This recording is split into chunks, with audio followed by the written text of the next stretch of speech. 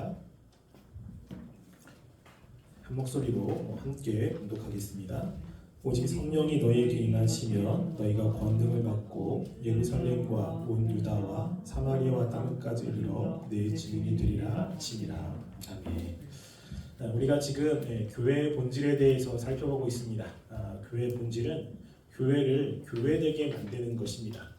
그래서 교회의 본질이 없으면 더 이상 그 공동체는 교회라고 일컬을 수가 없습니다. 그래서 교회가 교회 되려면 정말로 중요한 본질 4가지를 지금 살펴보고 있죠. 그래서 그 중에 하나가 통일성이고 그 두 번째가 거룩성이고 우리가 지난주에 사도성에 대해서 살펴봤습니다. 그리고 오늘은 보편성에 대해서 살펴보려고 합니다. 교회는 보편성을 가지고 있어야 됩니다. 이 보편성의 영어는 카톨릭이라고 하는 뜻입니다. 또 원래 카톨릭이 보편적이라는 뜻이에요. 그래서 그곳에서 이제 개신교가 나오긴 했는데 이 교회는 보편적인 특성을 가지고 있습니다. 그래서 이 보편적이라고 하는 뜻은 시간적으로 전 세대에 걸쳐 있다라고 하는 뜻입니다.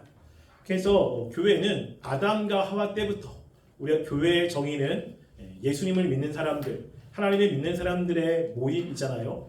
그러니까 맨 처음 하나님이 아담과 하와를 만드셨을 때 아담과 하와도 하나님을 믿는 사람들이기 때문에 그것도 교회라고 이야기할 수 있습니다. 그래서 아담과 하와부터 시작해서 예수님이 재림하실 그때까지 모든 곳에 교회가 있습니다. 교회가 없는 곳은 한 곳도 없지요. 그래서 앞으로도 교회가 있을 것입니다. 또 이 보편성이라는 것은 교회는 공간적으로 전 세대에 걸쳐 있다는 뜻입니다. 그래서 교회가 한 곳에만 국한되어 있지 않고 모든 공간에 있어요. 그래서 아프리카 그리고 아시아 그리고 유럽뿐만 아니라 이 세상 어디든지 교회가 있다는 것입니다. 또 교회가 보편적이라는 것은 이 교회는 모든 민족을 다 포함한다라고 하는 거예요. 그래서 한 유대인들의 민족만이 아니라 이방인도 포함이 되어 있죠. 그래서 백인만이 아니라 흑인도 그리고 황인족도 모두가 다 교회 안에 포함이 되어 있습니다. 그래서 우리가 계시록에 보면 민족과 언어와 방언과 계층이라고 나오잖아요. 그러니까 여러 민족들 그리고 다양한 언어들을 쓰는 사람들도 교회 안에 들어있다는 것을 이야기를 하고 있고요. 또 4번째는 교회가 전 계층을 포함한다는 것입니다. 그래서 교회는 특정한 계층만을 위한 모이면 안 되는 겁니다. 그래서 우리가 CCC나 내비게이토 이런 대학교에 보면 그곳에서 동아리 활동을 하잖아요. 여러분 그것을 교회라고 이야기하지 않습니다. 왜냐하면 그곳은 대학생들만으로 구성되어 있습니다. 타겟도 대학생이고 모든 구성이나 아니면 하는 시스템도 대학생들을 위한 거죠. 근데 교회는 모든 계층을 아울러야 됩니다. 한 특정한 계층만을 위한 공동체라면 우리는 그 공동체를 교회라고 이야기하지 않고요. 선교단체라고 이야기를 합니다. 그래서 CCC나 내비게이토라고 하는 그 공동체를 교회라고 이야기하지 않고 대학교 선교단체라고 이야기를 하는 거죠. 그래서 교회가 되려면 교회가 모든 계층을 다 포함하고 있어야 됩니다. 그래서 어떠한 한 계층만 모여있는 곳을 교회라고 할 수는 없습니다. 이렇게 교회는 보편성을 가지고 있어요. 그래서 시간적으로도 보편적이고 장소적으로, 인종적으로 모든 계층을 다 포함하고 있는 것이 교회입니다. 이것을 우리가 구약에도 살펴볼 수 있는데요. 우리가 어떻게 생각하면 구약에 하나님께서 하나님의 백성들을 삼으신 민족을 유대인으로 국한시킬 수 있습니다. 하나님이 특별히 혈통적인 유대인들을 선택해서 하나님의 백성으로 삼아 주셨잖아요. 그래서 구약은 하나님의 백성들, 그 교회가 유대인으로 구성되어 있다라고 생각할 수 있지만 그렇지 않습니다. 벌써 하나님께서는 하나님의 백성들의 그 범위를 단지 혈통적인 유대인에 국한시키지 않았어요. 그리고 하나님을 믿는 사람들이 전 세계로 확장되기를 하나님이 원하셨습니다. 이게 원래 하나님이 계획하셨던 계획입니다. 원래 하나님께서 아담과 하와를 만드시고 아담과 하와에게 주신 그 명령, 이자 언약, 축복이 있습니다. 그것은 너희가 생육하고 번성하여 땅에 충만하라는 것이죠. 하나님이 아담과 하와에게 복을 주셔서 아담과 하와가 하나님이 만드신 이 세계에 충만해지기를 원했습니다. 그러면 아담과 하와가 하나님을 믿는 사람이기 때문에 하나님의 백성들, 아담과 하와의 후손들은 다 하나님을 믿는 사람들이죠. 그래서 그 사람들이 퍼져 있는 모든 곳에 하나님의 나라가 세워지고 하나님을 믿는 사람들이 있기를 원했습니다. 근데 죄가 들어와서 이것들이 문제가 생기기 시작하죠. 그러면서 하나님께서 특별히 한 사람을 선택하십니다. 우리가 하나님이 아담과 하와를 통해서 주셨고, 그래서 아담과 하와가 실패를 하니까 노아를 통해서 똑같은 명령을 주셨거든요. 노아에게도 생육하고 번성하고 땅에 충만하라고 말씀을 했습니다.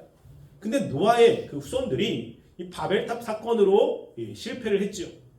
하나님께서는 이제 다른 방법으로 한 민족을 하나님이 선택해서 그 민족을 통해 하나님의 나라를, 교회를 이루시기를 원했습니다.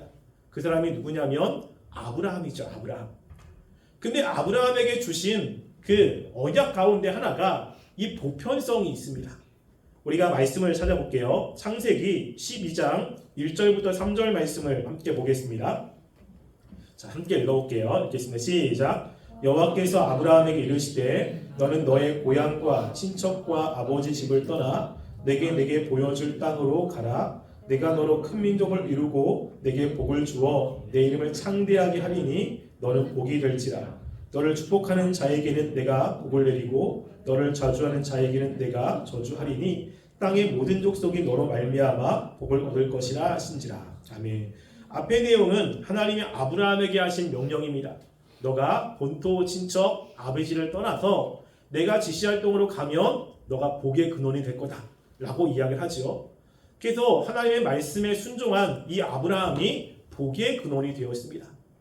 근데 하나님께서 복의 근원으로 삼아 주셨잖아요. 그럼 근원이라면 근원으로부터 복이 퍼져나가야 됩니다. 퍼져나가는 그 대상이 3절 마지막에 보면 땅의 모든 족속이 너로 말미암아 복을 얻습니다. 그 여기 보면 단지 아브라함의 혈통적인 후손만이 아니고요. 이 땅에 있는 모든 사람들이 아브라함을 통해서 복을 받게 되는 겁니다. 그 유대인들도 그들의 조상을 아브라함이라고 이야기를 하잖아요. 여러분 이슬람 사람들도 자신들의 조상을 아브라함이라고 이야기합니다. 우리도 조상을 아브라함이라고 이야기를 하죠. 아브라함을 통해서 이제 하나님의 축복이 모든 족속에 퍼지게 됩니다. 또한 하나님께서 출애굽할 때도 마찬가지예요. 이스라엘 백성이 애굽에서 400년 동안 종살이를 했습니다. 하나님께서 아브라함에게 하신 그 언약을 생각하셔서 이스라엘 백성들을 출애굽하고 구원을 해주셨죠. 그리고 하나님의 약속의 땅으로 가게끔 해주셨습니다. 근데 그 애굽에서 나온 사람들이 유대인만 있었을까요? 유대인만? 아니면 다른 민족도 함께 있었을까요? 생각해 본 적 있습니까? 우리가 성경에 보면 함께 나온 사람들 가운데 누가 있냐면요, 잡족들이 있습니다. 우리가 출애굽기 12장 38절 말씀을 한번 읽어볼게요. 출애굽기 12장 38절 말씀 함께 읽어보겠습니다. 시작. 수많은 잡족과 양과 소와 힘이 많은 가축들이 그들과 함께 하였으며. 12장은 이스라엘 백성들이 출애굽하는 내용이 기록되어 있어요. 하나님께서 10가지 재앙으로 애굽에 심판을 내리셨죠. 그리고 마지막 재앙이 너희들이 양의 피를 묻혀가지고 문 임방에 바르면 이 죽음의 사자가 넘어갈 것이라고 이야기를 했습니다. 근데 그러한 명령에는 그 모든 사람들을 다 포함한 명령이었어요.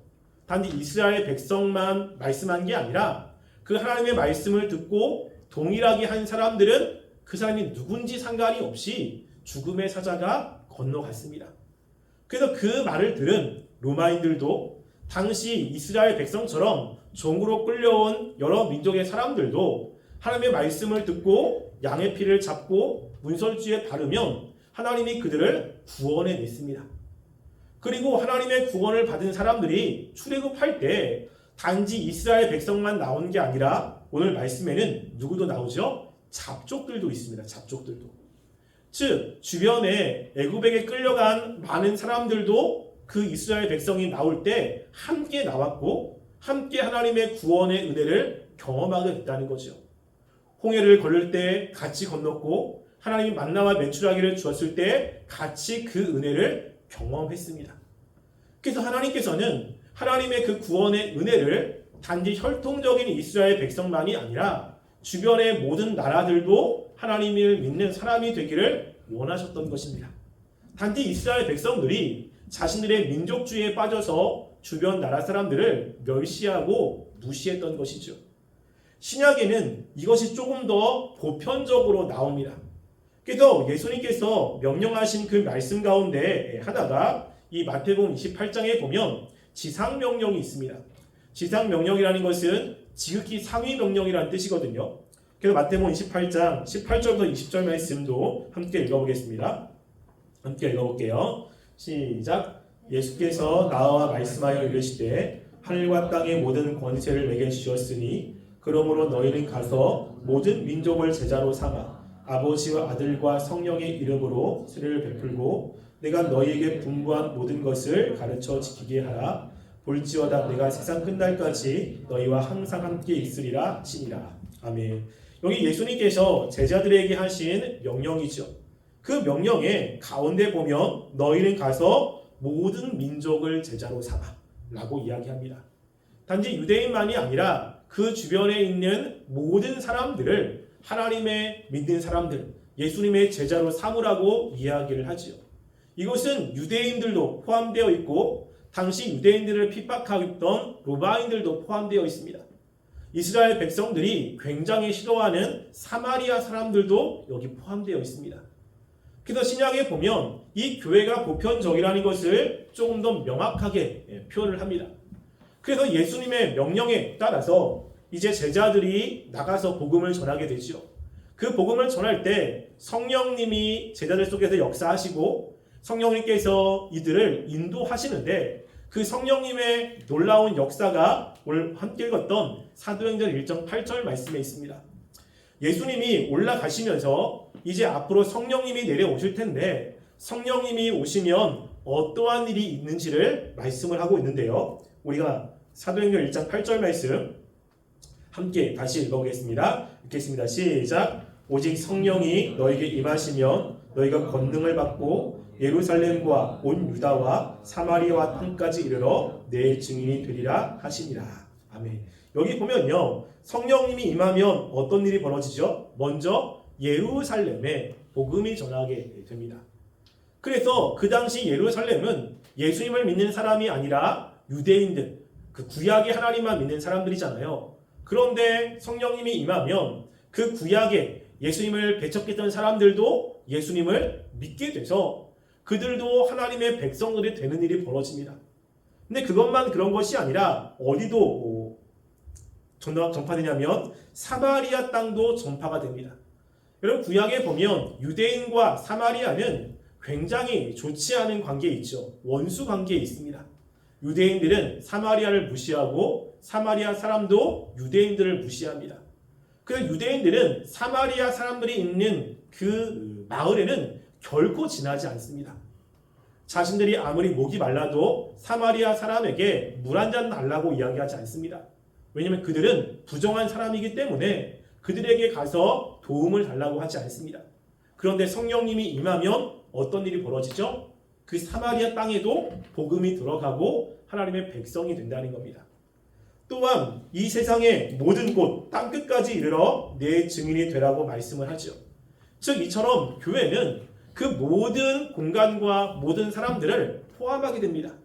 그래서 계시록에 보면 하나님의 백성들에 대해서 설명을 하는데 계시록 7장 9절 말씀을 볼게요.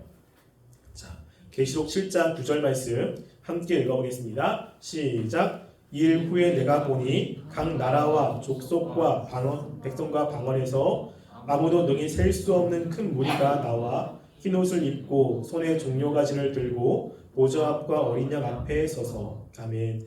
계시록 7장은 하나님의 백성들에 대해서 이야기를 합니다. 여러분 계시록에 보면 계시록이 굉장히 좀 무섭다는 생각을 갖게 되잖아요. 그래서 종교개혁자 존 칼빈은 계시록 주석을 쓰지 않았습니다. 그래서 계시록에 보면 심판이 있고 그리고 굉장히 무서운 내용들이 있기 때문에 사람들이 계시록을 잘 읽지 않습니다. 여러분 근데 계시록이 하나님의 백성들에게는 굉장한 위로의 책이에요. 위로의 책. 그 이유 중에 하나가 하나님께서 이 세상에 믿지 않는 사람들을 심판하시는데 7 인심판, 그리고 7 나팔 심판, 그리고 7 대접 심판이 있습니다. 그래서 하나님이 이 땅에 믿지 않는 사람들을 심판을 하는데 그 심판하는 중간중간에 하나님의 백성들에 대한 기록이 되어 있어요. 그래서 계시록 7장도 마찬가지입니다. 7 인심판을 하는데 6개의 인심판이 끝나고 7째 인심판이 이루어지기 전에 막간이라는 내용이 있는데 그 막간은 하나님의 백성들에 대한 이야기예요.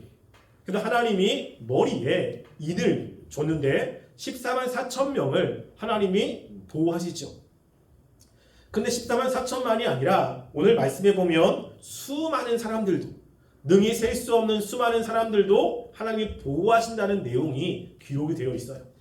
그리고 나서 이제 대접 심판이 나오고 대접 심판도 첫 번째부터 6번째 심판까지 이야기를 하고 중간에 막간을 이용해서 또 하나님이 하나님의 백성들을 지키신다는 내용이 기록되어 있고 그 다음에 대접 심판이 이어집니다.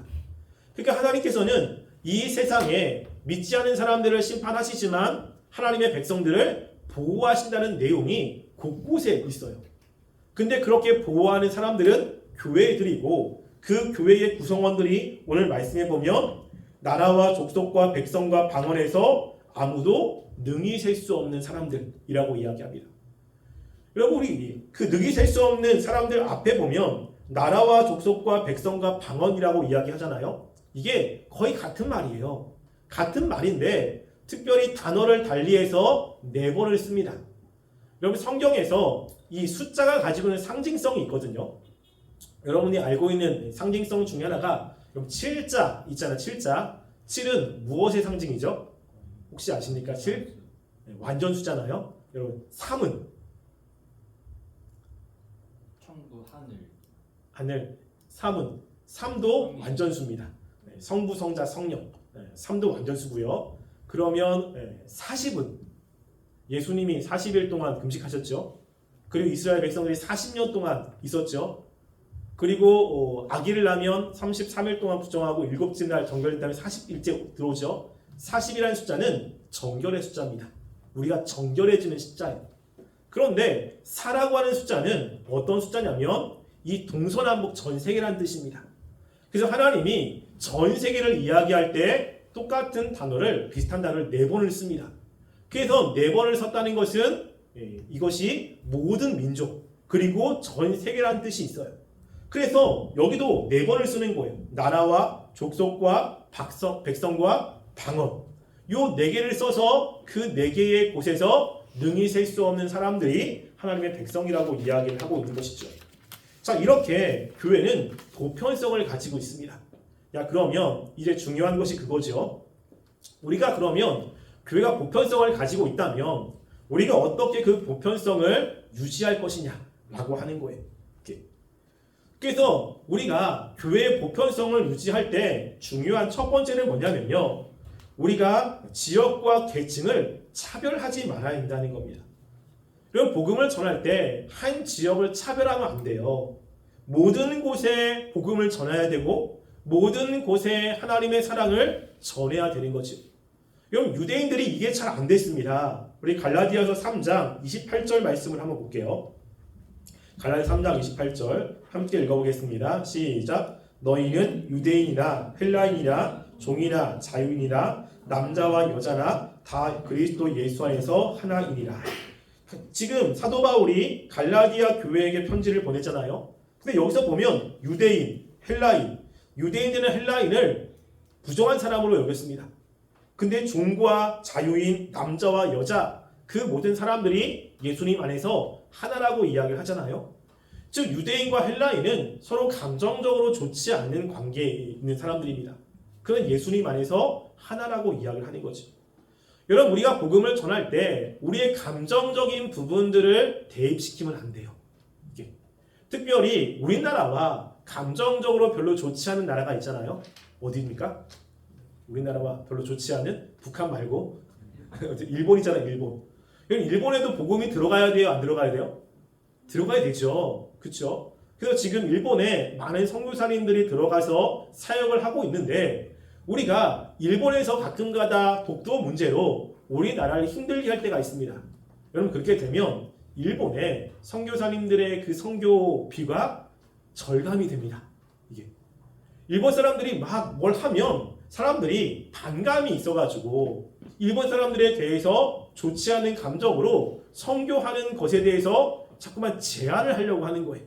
그 사람들에게 복음 필요 없다. 저렇게 악한 사람들은 하나님의 징계를 받아야 돼. 라고 이야기하면서 이렇게 지역 감정 때문에 복음을 전하는데 제한을 하는 일들이 벌어지게 됩니다. 이러면 안 된다는 거예요.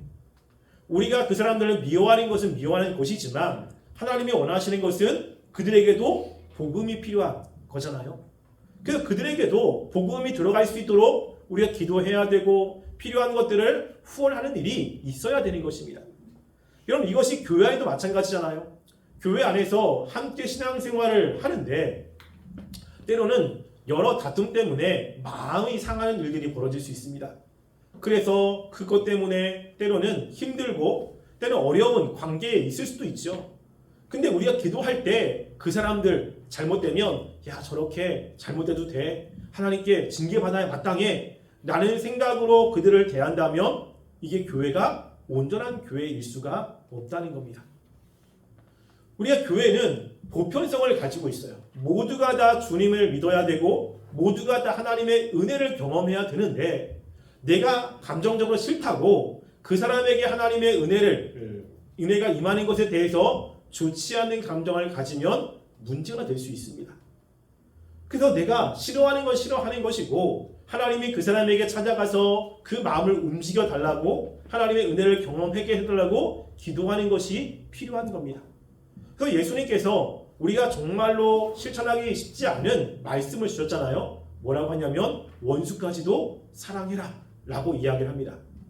여러분, 원수를 사랑하는 것은 인간에게는 불가능한 겁니다. 그냥 조금 관계가 불편한 사람들이 아니라 원수는요, 얼굴 보기도 싫어요. 한 공간 안에 있는 것도 정말로 치가 떨리기 싫은 사람이 원수잖아요. 근데 그 원수를 위해서 기도한다는 것은 말도 안 되는 겁니다. 근데 왜 예수님이 그런 말씀을 하시죠? 교회가 보편성을 가지고 있기 때문에요. 그 원수에게도 하나님의 은혜가 필요하고 우리 하나님의 백성이라면 이 교회의 보편성을 위해서 그들에게 하나님의 은혜가 들어가는 것이 필요하기 때문에 그들을 위해서 기도하고 그리고 그들을 용납해 주어야 되는 삶을 살아야 된다라고 하는 것을 이야기를 하고 있는 것입니다. 그래서 우리가 교회가 보편적이라고 했을 때 우리가 감정적으로 좋지 않은 사람들을 위해서도 기도해야 되고 그들에게 사랑을 전해 주어야 되는 것입니다. 또 교회가 이제 보편적이라고 했을 때 이것을 주의해야 돼요. 뭐냐면요, 분파주의를 주의해야 됩니다. 여러분, 교회는 오래 믿은 사람들이 있고 그렇지 못한 사람들이 있잖아요. 그래서 교회에 오면 파당들이 이렇게 좀 나눠져 있습니다. 파당들이. 그래서 우리 코람대원은 좀 그런 것 같진 않아요. 조금 작아서 그런지. 근데 이렇게 좀 규모가 있거나 그러면 이 세력들이 있습니다. 세력들이. 특별히 우리 교회처럼 좀 70명도 되면 이 굉장한 세력들이 있거든요. 그래서 다른 사람들이 들어오기가 참 쉽지 않아요. 어느 곳에서 공사하려고 그러면 텃세가 있고 또 열심히 하려면 자꾸만 밀어내고 이런 일들이 있습니다. 조금 열심히 교제하려고 그러면 너는 왔는데 이제 왔는데 뭘 열심히 하려고 하냐. 그리고 특별히 직분을 주려고 했을 때 우리 교회 출신을 내게 장로를 줘야지 외부에서 온 사람들에게는 주면 안 된다. 뭐 이런 마음을 가지고 있는 사람들이 있습니다. 그래서 우리 교회는 그렇지 않죠. 회장할 때 야, 우리 교회 출신이 회장해야지 주변에서 온 사람들이 하면 안 돼. 이런 마음 없죠. 빨리 했으면 좋겠죠. 누군가도. 그런데 이제 교회가 조금 크면 그런 마음이 되게 많아요. 그래서 새로운 사람들이 직분을 받거나 교회 중직을 맡기가 굉장히 좀 어렵습니다. 이게 교회 보편성에 문제가 생기게 되는 거예요. 그래서 교회는 모든 사람들을 위해서 모든 사람들이 함께 모여서 하나님을 예배하고 하나님께 봉사하는 기관이기 때문에 이런 지역 감정이나 아니면 편파 문제는 이거를 제거시켜야 되는 것입니다. 이게 있으면 교회는 큰 걸림돌이 되는 거예요. 이게. 또한 교회에서 주의해야 될 것 중에 하나가 뭐냐면요, 엘리트주의를 주의해야 됩니다. 우리 교회는 좀 그런 것 같진 않아요. 여러분, 그런데 제자 훈련을 하는 교회나 말씀을 많이 가르치는 교회 같은 경우는 이 말씀에 대해서 열심히 있는 사람들이 있잖아요. 대부분 그들이 교회 중직자를 맡습니다. 교회에서는 리더를 맡게 되죠. 그러면 그 사람들이 교회에서 신앙생활을 열심히 하려고 노력을 합니다. 그래서 모든 행사를 굉장히 좀 높은 수준을 요구하기도 해요. 그래서 수련회도 굉장히 오랫동안. 제가 있었던 곳에는 제가 했던 것도 있지만 주변에 어떻게 보면 수련회를 하는데 3박 4일 수련회를 하잖아요. 근데 강의가 3시간씩 하루에 4번씩 해요. 4번씩. 중간에 노는 안 돼요. 게임 같은 거 필요 없고 계속해서 말씀을 가르쳐야 되고 말씀을 배워야 되고 계속 앉아서 공부를 합니다. 그리고 모여서 우리 소그룹 하잖아요. 끝나고 지금 우리 청년부는 모여서 리더 우리 소그룹 얼마나 하죠? 한 30분, 40분 하잖아요. 그렇죠? 그래도 좀 힘들 사람도 있겠지만 그런데 어떤 교회는요. 소그룹을 2시간 반, 3시간을 합니다. 그래서 딱 모이면 3시간 동안 하는 거예요. 물론 열심히 하는 사람들이야 즐겁기도 하겠죠. 그런데 새로운 사람들 그리고 잘 모르는 사람들은 3시간이 정말 죽을 맛이거든요. 그런데 와가지고 하려면 그 정도는 해야지. 야, 그렇게 하는 건 그렇게 못하면 신앙생활 못하는 거야 라고 이야기하면서 열심히 안 하는 사람들을 교회에서 열심히 하지 않는다고 배척을 하는 일이 있습니다. 그리고 열심히 하지 않으면 또 구원받은 거 아니라고 이야기도 하고 이러면서 엘리트주의를 추구하는 사람들이 있어요. 엘리트주의. 여러분, 그러면 안 되는 겁니다. 교회는 신앙이 좋은 사람도 있지만 신앙이 좋지 않은 사람도 분명히 있습니다. 공부를 좋아하는 사람이 있지만 그렇지 않은 사람도 분명히 있잖아요. 그래서 교회는 그 모든 계층들을 다 아울러야 됩니다. 여러분, 그래서 제가 있을 때 청년들한테 이야기하는 그 예견대 이런 이야기를 합니다. 소그룹은 절대 1시간을 넘지 마라. 우리 교회는 해당 안 되겠지만요. 왜냐하면 1시간만 2시간 3시간 하니까 1시간을 넘지 말라라고 이야기합니다. 여러분, 제가 설교를 할 때도 여러분 그거 아세요? 제가 한 40분 정도 맞추거든요. 40분. 원래 제가 처음에 왔을 때 25분을 맞췄어요. 왜냐면 제 전임이 25분을 했다고 해가지고 25분을 맞췄습니다. 그러다가 지금 조금씩 늘려서 40분 정도를 하거든요. 원래 제가 인천에 있을 때 설교를 1시간을 넘게 했습니다. 1시간을 넘게. 때로는 1시간 반 하기도 하고. 그런데 왜 그러냐면 이 함께 말씀을 듣는 사람들이 못 버티는 거예요. 못 버텨. 그러니까 어떻게 하죠? 거기에 맞추는 거예요. 거기에. 다 들을 수 있는 시간을 봐서 여러분, 제가 설교하면서 여러분이 이렇게 뒤틀린다. 그러면 끝냅니다. 끝내고 그 정도만 합니다. 더 하고 싶어도. 그래서 그 나머지를 제가 어디 때 하냐면 리더 모임 때 하는 거예요. 그래서 뒤에 유미가 있지만 그래서 제가 가끔가다 그럽니다. 다 못했다. 다 못했다 그래가지고 리더 모임 때 그 나머지 것들을 이제 하기도 하고 이제 그러거든요. 그러니까 뭐냐면 제가 교회를 이렇게 할 때 잘하는 사람들에게 맞추지 않고요. 완전히 신앙이 조금 연약한 사람에게 맞추지 않습니다. 어디에 맞추냐면 중간에 맞춰서 갑니다. 중간에. 그래서 중간에 맞춰서 다 같이 올 수 있도록 인도를 하거든요. 그러면 열심히 하는 사람들은 조금 부족해요. 왜냐하면 자기는 더 할 수 있는데 더 무엇인가 배우고 싶고 더 열심히 하고 싶은데 뭔가 부족함이 있거든요. 그러면 그것은 이제 따로 소그룹이나 아니면 리더 모임 때 나머지를 충당해 줍니다. 그래서 혹시 부족한 사람들 있습니까? 현서가 리더 모임 때 오세요. 아니면 다른 때. 그래서 거기에 맞추는 거예요. 그러니까 교회가 엘리트주의, 특별히 열심히 하는 사람들은 본인들에게 맞추거든요. 수련회도 본인들에게 맞추고 기도회도 본인에게 맞추고 뭐 할 때 본인의 만족을 위해서 본인들에게 맞추면 신앙이 조금 여린 사람들은 굉장히 좀 힘듭니다. 그러니까 교회는 엘리트들한테 맞추면 안 돼요. 이게. 그래서 엘리트 주의는 문제가 조금 있습니다. 그래서 어떤 교회 제자훈련 열심히 해가지고 그들만을 위해서 뭘 하거나 아니면 이런 것들이 어떻게 보면 교회가 잘 움직이는 것 같지만 무엇에 문제가 있죠? 보편성에 문제가 있어요.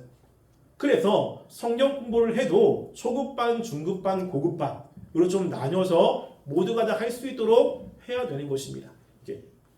그래서 엘리트 주의는 굉장히 위험합니다. 그래서 특별히 열심히 하는 사람들은 기도할 때 뭐 우리가 수련회 가거나 기도하잖아요. 그러면 기도에 1시간은 해야지 라고 해가지고 1시간 이상씩 안 하면 이상한 것으로 생각하고 그러면 안 돼요. 기도할 수 있는 그런 힘이 1시간이 안 되고 30분이다 그러면 30분에 끝내야 되는 거고요. 10분밖에 못 한다 그러면 10분 해야 되는 거거든요. 그래서 같이 할 수 있는 시간대에서 좀 끌어와야지 그렇지 않으면 힘들어질 수밖에 없습니다. 그래서 우리가 교회가 보편적이라고 하는 것들을 생각하면서 신앙이 여린 사람들은 거기에 맞게 그리고 신앙이 강한 사람들이 그들을 좀 배려해야 되고 그리고 신앙이 좀 여린 사람들은 조금 더 힘내서 교회가 하는 그런 다양한 것들을 좀 따라오는 것이 필요하다는 것입니다. 그런데 이제 마지막으로 주의할 것들 하나는 뭐냐면요. 이단은 주의하셔야 돼요. 보편적이라고 이야기했을 때 모든 사람들을 다 수용하는 것은 아닙니다. 누구는 수용하지 말아야 되죠? 이단은 수용하지 말아야 돼요. 이단은. 어떤 사람들은 교회가 이단들을 불러서 그들을 개종시키면 되지 않느냐라고 생각할 수 있습니다. 그들에게도 복음이 필요하기 때문에 그들이 불쌍하니까 그들에게 가서 복음을 전하고 우리가 그 일을 해야 된다고 생각하지만 실제로 그것은 아닙니다. 우리가 요한이서 2장 10절 말씀을 함께 읽어볼게요. 요한이서 1장 10절 말씀 읽어보겠습니다. 시작. 누구든지 이 교훈을 가지지 않고 너희에게 나아가거든 그를 집에 들이지도 말고 인사도 하지 말라. 아멘. 여기 이 교훈이라는 것은 이단적인 사상을 이야기합니다. 이단적인 사상을 가지고 있는 사람들은 집에 들이지도 말고 인사도 하지 말라는 거예요. 우리가 그들과는 철저하게 구분을 해야 돼요. 그들과는 조금 이렇게 그들을 배제시켜야 되는 겁니다. 왜냐하면 이단이라고 하는 사상에 빠지면 개종이 잘 안 됩니다. 개종이. 그러니까 주변에 신천지나 이단에 빠진 사람들이 있거든요. 제가 친하게 지냈던 그 학부 동기도 사모님이 이단이었어요. 사모님이. 그래서 학교에서 만나서 결혼을 했는데 집안이 이단이었거든요. 근데 모르고 결혼을 한 거예요. 그래서 목사가 되고 이렇게 사역을 하는데 그 교회에 이단의 모임이 있다는 것을 이렇게 정보를 듣고 이게 잠적해서 그 이단을 추려 나가는 거죠. 그래서 잠복해가지고 이제 이단들이 모인다는 장소에 갔는데 자기 와이프가 나온 거예요. 충격을 받았죠. 그래가지고 그 와이프를 개종시키려고 노력했는데 애가 3명 있었는데 애를 버리고 도망갔습니다. 그러니까 그러기 위해서 그 친구가 이단에 대해서 공부를 엄청 이제 하기 시작한 거죠. 그래서 그 와이프를 개종시키려고 노력하는데 안 됩니다. 그래서 저도 이제 그런 일이 있기 때문에 이단 세미나에 가가지고 이제 세미나도 듣고 그러는데 이단을 연구하는 사람들이 하는 이야기가 있습니다. 그럼 이단이 개종하기가 정말 어렵거든요. 그 이유 중에 하나가 우리는 그들에게 말씀을 전하고 우리가 논리적으로 이기면 그들이 돌아올 거라고 생각을 하잖아요. 천만의 말씀입니다. 우리도 세상에 나가서 내가 믿고 있는 것에 좀 흔들리면 교회에 와가지고 다시 리프레시하고 다시 확신을 갖고 나가잖아요. 이단도 마찬가지예요. 우리가 그들과의 대화에서 이겼다. 그러면 그들도 이단에 가서 다시 재무장을 하고 나옵니다. 그러니까 개종이 안 되는 거예요. 그러면 어떻게 해야 되느냐라고 했을 때 그 이단들이 접촉하고 있는 모든 접촉을 끊어야 돼요. 그래서 고립을 시켜서 그들이 알고 있는 것들을 다 하나씩 반박을 해줘야 된답니다. 그러면 자기가 믿고 있는 것들이 논리적으로 틀리잖아요. 그럼 혼란에 빠진대요. 근데 혼란에 빠지면 빨리 이단에 가서 다시 자신이 믿고 있는 것에 대한 확신을 얻고 싶은데 얻을 수가 없잖아요. 그럼 계속 혼란에 빠지는 거예요. 계속 모든 것들을 반박을 하면 한 달 정도 지나면 굉장히 혼란에 빠진답니다. 그러면서 바뀌는데 바뀌어도 그 마음 한복판에는 뭐가 있냐면 혹시 아니면 어떡하지? 이런 마음을 가지고 있대요. 이게. 그래서 그렇게 하지 않으면 이단은 개종되지 않습니다. 내가 한마디로 해서 그들이 바뀔 거라고 하는 생각을 버리셔야 돼요. 이단과 믿는 사람들 중에 누가 더 영향을 많이 받냐면 믿는 사람들이 훨씬 더 영향을 많이 받습니다. 왜냐하면 이단들은 철저하게 훈련을 받고 오거든요. 그래서 우리가 알고 있는 것들을 그들 알잖아요. 그러면 알고 있는 것에서 어떻게 대답해야 되는지, 뭐가 문제인지를 다 훈련을 받고 옵니다. 근데 우리는 이단을 잘 몰라요. 그러니까 넘어가게 되는 거죠. 이런 많은 사람들이 넘어갔던 종교 중에 하나가 구원파 있잖아요. 구원파에서 가장 많이 질문하는 게 이런 겁니다. 당신은 구원 받았습니까? 라고 하잖아요. 그럼 우리는 받았습니다 라고 이야기하잖아요. 그럼 그 다음 질문이 그거죠. 당신 그러면 몇 월 며칠 몇 시에 구원을 받았냐? 이거 묻습니다. 왜냐하면 우리가 이 세상에 태어난 날짜 알죠? 언제 태어났는지? 우리가 태어났다면 태어난 날짜가 있을 텐데 당신이 영적으로 거듭났다면 거듭난 날짜가 있을 거 아닙니까? 당신이 언제 어디서 거듭났습니까? 이렇게 물어보는 거예요. 여러분 알아요? 대부분 모르거든요. 그러면 그런 거죠. 그러면 당신은 거듭난 거 아닙니다. 당신이 있는 교회에서는 잘못된 것들을 가르쳐 준 겁니다. 그래서 참된 구원을 받기 위해서는 참된 교회로 와야 됩니다. 그러면서 이제 그 거듭남에 대해서 설명을 하면서 이단으로 이끌어가는 이런 방법을 많이 썼습니다. 이게 굉장히 많이 넘어갔어요. 왜냐하면 제가 청년부를 지금 17년째 하고 있는데 자신의 구원에 대해서 확신을 명확하게 갖고 있는 사람이 그렇게 많지 않습니다. 다른 것보다 구원의 문제를 건드리면 흔들리는 사람들이 되게 많거든요. 그러니까 많이 넘어가게 돼요. 이게. 그래서 교회에서는 그런 것들을 철저하게 가르쳐야 되는데 그렇지 않기 때문에 넘어가는 사람들이 굉장히 많습니다. 여러분 근데 우리가 구원받은 날짜를 알 수가 없거든요. 그 이유 중에 하나 그런 겁니다. 지난번에 얘기했는데 여러분의 생일이잖아요. 생일을 여러분이 지금 알고 있는데 그 생일을 여러분이 응애응애 태어나자마자 날짜를 딱 보고 안 겁니까? 부모님이 알려준 겁니까? 부모님이 알려준 거잖아요. 그렇죠? 내가 안 거 아니에요. 부모님이 잘못 알려줬으면 난 잘못 알고 있는 거예요. 이게. 그러니까 그것도 명확하지 않아요. 부모님이 알려준 거지 내가 안 게 아닙니다. 구원도 마찬가지. 구원도 모를 수 있습니다. 구원의 날짜. 그런데 구원 받은 것에 대한 명확한 근거는 있습니다. 하나님의 자녀라고 하는 명확한 근거. 그걸 가지고 하나님의 자녀라고 우리가 확신을 가질 수 있는 거거든요. 그래서 우리가 이단들이 교회에 들어왔을 때 교회가 야 그래 우리가 이단들을 조금 어떻게 해서 그들을 믿게끔 해야겠다라고 하는 건 교회가 하는 역할은 아닙니다. 그들은 이단들을 이렇게 연구하고 이단들을 관리하는 집단이 공동체 따로 있습니다. 그들에게 연계를 해야지 우리가 교회가 이단까지 수용하는 것은 아니라는 것이에요. 그래서 교회의 보편성은 우리가 인종적으로 또 시간적으로 모든 곳에 교회가 있다는 것이고 교회 안에서 특별히 나와 관계가 좋지 않은 사람들의 관계 속에서 그들을 위해서 우리가 기도해줘야 되고 그들도 하나의 한 공동체라는 것을 생각하셔야 되고 또 교회의 위험한 것, 엘리트주의 내가 조금 다른 사람보다 공부를 좀 많이 했고 그리고 신앙생활이 더 신앙의 수준이 높다고 생각한다면 신앙이 그렇지 않은 사람들을 멸시하고 내 위주로 가는 것은 조금 위험합니다. 그리고 이단들이 들어왔을 때는 교회가 그들까지도 수용하는 것은 아니라는 것입니다. 그래서 우리가 이 교회의 보편성 굉장히 중요합니다. 그래서 우리가 이 보편성을 유지하고 하나님이 원하시는 교회를 세우기 위해서 늘 애쓰는 청년들이 되기를 간절히 소원합니다. 기도하겠습니다. 우리가 지금 말씀을 생각하며 기도했으면 좋겠습니다. 우리가 교회의 보편성 굉장히 중요합니다. 우리가 한 특별한 계층만을 위해서 있는 것이 아니고요. 우리가 다양한 사람들을 받아들여야 됩니다. 거기엔 내가 좋아하지 않는 사람도 있습니다. 나를 힘들게 만드는 사람들도 있습니다. 또 우리보다 신앙이 연약한 사람들도 있습니다. 하나님 우리가 그들을 다 인정하며 그들을 하나님의 백성으로 함께 신앙생활할 수 있도록 우리에게 하나님의 마음을 허락해 달라고, 우리의 교회의 보편성을 잘 유지하며 살아갈 수 있도록 도와달라고 한 목소리로 함께 기도하겠습니다. 사랑하는 하나님, 우리가 이 시간 주 앞에 기도합니다. 하나님, 우리가 교회는 보편성이 있습니다. 하나님, 우리의 교회의 보편성을 잘 유지하며 살게 해 주시옵소서. 하나님, 교회는 다양한 사람들이 들어오고 다양한 사람들과 함께 교제하게 됩니다. 하나님, 그곳에 나와 좀 관계가 좋지 않은 사람들도 있고 때로는 신앙이 연약한 사람들도 있습니다.